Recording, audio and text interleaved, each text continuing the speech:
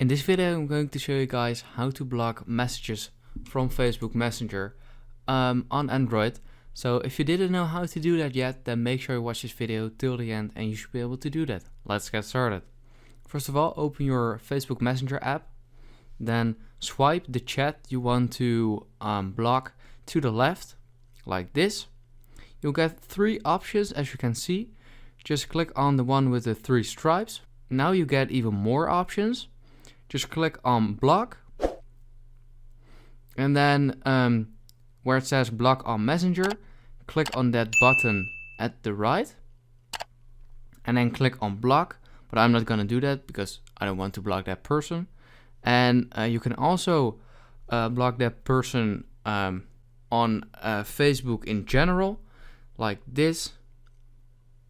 And this will open up the Facebook website, and then you can click on block. So yeah, that's basically it. If this video helped you out, please leave a like and let me know in the comments if it worked, and I'd appreciate that. Bye. If this video helped you out, please consider subscribing so I can grow the largest how-to channel on YouTube. I'd appreciate it.